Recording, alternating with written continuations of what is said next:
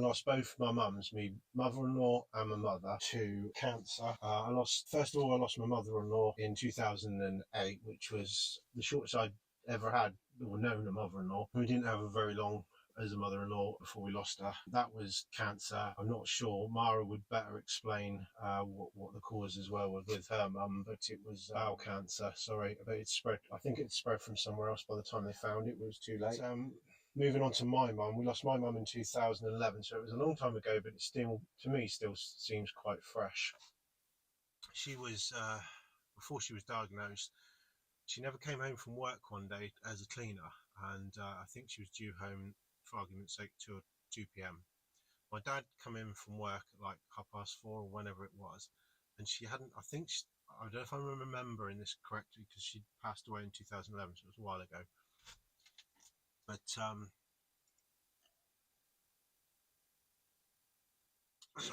Dad went to see what was going on. Her Ford car was on the driveway with the door open and the light on the door, and it was going ping, ping, ping, ping on the driveway of the house that she was working at.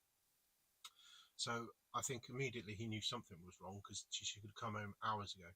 Anyway, Dad found her in the kitchen on the table with her head in her arms, sort of thing. Won't go into the details because I suppose it's personal, private.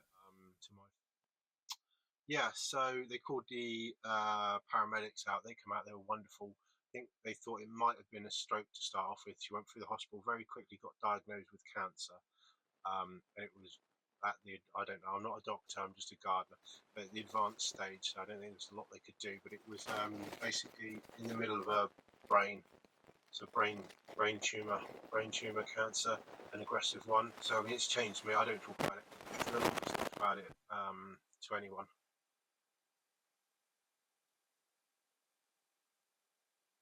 I don't do a lot for charity, but I will put £10 into this, and in the future I've got other ideas of things I can do.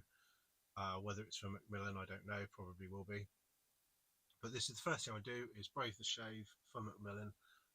My mum was very ill for about 6 months, I think she had, and I say very ill. She was lucky in a little bit of a way that she didn't completely lose her mind. It sort of took her mobility away from us. I watched her go downhill over 6 months. Between my brother and my sister probably did the most. I mean, it's not a competition, but we took it in turns to do what we could, each of us, my brother and my sister. And I mean, we tried to get her up the stairs. Eventually she couldn't make it up the stairs, so then eventually she was in a wheelchair. Fortunately, I don't know if it's fortunate's not the right word, but she was able to stay on a bed in the living room for her final time that she had left. I'm not going to go too graphic with it, but it wasn't pleasant to see, to watch for me. It was very upsetting. Yeah, so it's like part of you dies when somebody dies, but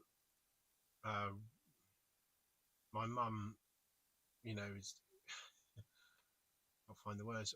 I don't really want to name her on YouTube, but they say when you die twice, don't you? You die once when you die at the end, and then you die again when you don't get talked about, when people stop talking about you.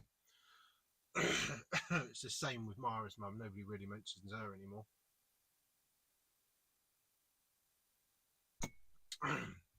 I'll try and run some footage through this of the grave where she's the graveyard where she's buried. I won't do a close up, but I'll put a pan through the churchyard. Really lovely churchyard. Her mum, incidentally, my mum's mum was 100 plus when she died. My mum was 70. She was born across the road from the graveyard that I'll show in the footage. FYI. Getting older, I think as you get older, in my opinion, it's only my opinion, I feel like I've got the time, my kids are older, to do this sort of thing. And hopefully that time spent doing YouTube videos and that will be able to increase. Who knows? I've drunk loads of water. It's probably not a very good idea. But yeah, cancer, it's an awful thing. I don't fully understand it. I'm not a doctor, but if you can go to the page and help Macmillan out, that's who I choose to support. I've got my tissues here. I've got hay fever and my throat keeps going dry. We'll get through this one.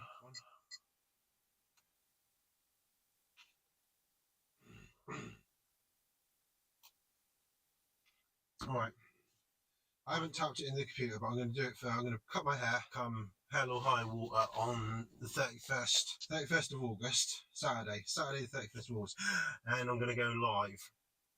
I don't know what the kids think, 'cause I think one of the two of my children, the older two, either my boy or my girl, is going to do the cutting. That's the plan as it stands today.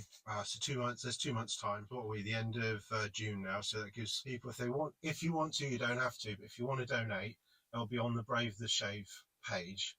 So it'll be Stephen Cheese, Stephen with a PH. Cheese as in what you eat. That's me. So sponsor me if you can. I'm going to put £10 in to start the account off. You don't have to put £10 in. You put in, if you can afford £1, put £1 in. Whatever. If you can afford it.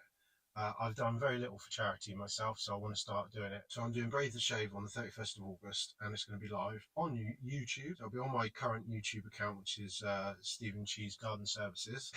Don't forget to say hello in the comments. Love to hear from you. Oh, I'm being summoned. Hold on, I'll be back.